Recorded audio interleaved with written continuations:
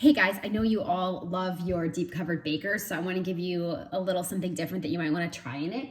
Now the deep covered baker looks a little different since I got mine years ago, but it works the same. This is mine, it has the lid, it's a stoneware pan, so I use mine all the time for cooking full meals, one-pot meals in the microwave is honestly the main thing I do. So, but this is something a little different. This is how you can actually make fresh bread. You just have to give yourself enough advanced timing in order to have it ready in time for dinner. So here's a scoop.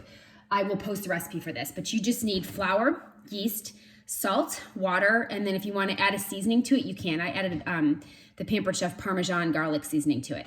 So you mix up everything. Oh, there's oil. Did I mention oil?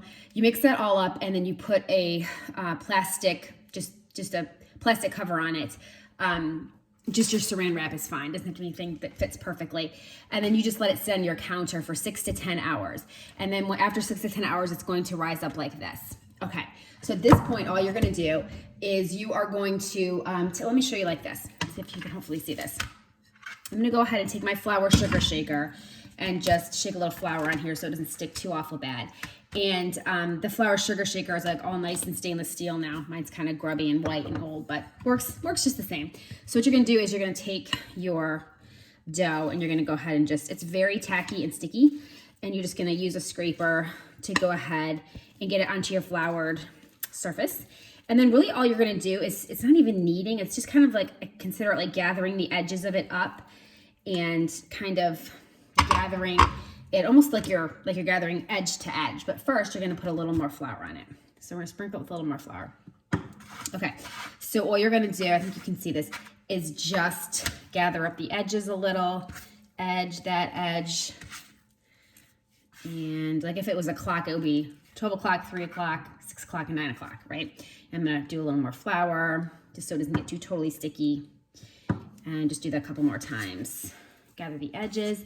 And then in the meantime, you want to go ahead and take 2 cups of water in your batter bowl, and you want to go ahead and microwave that for like 3 to 4 minutes so it's nice and warm and boiling, actually. It's more than warm, it needs to be boiling in your microwave. Okay, so this is all set here. You're going to oil your deep covered baker so nothing sticks to it. And okay, I'm gonna put it right here.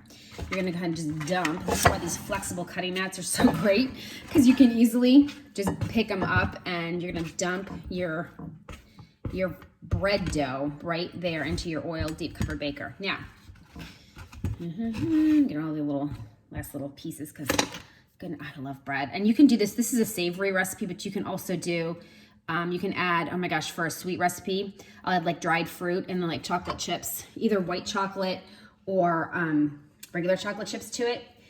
And you can even add a little honey to the recipe as well if you want it a little bit sweeter. I'm just gonna put these little last bits on here, okay? So it just looks like that. Okay, so now you're going to go ahead and grab your small batter bowl with 2 cups of water. And you're gonna take your bread dough and you're gonna put both of them in a cold oven and shut the door. And then you're gonna get the steaming from the water, and it's gonna warm and allow this to go ahead and rise. So it's gonna rise for, let me see, it's gonna rise for 1 hour until it's doubled in size.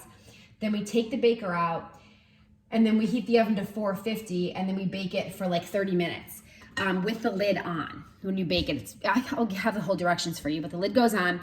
After 30 minutes, you take the lid off for like another 10 just to crisp up the top, and you'll have a fresh baked loaf of bread. Okay, I will show you the results in a bit.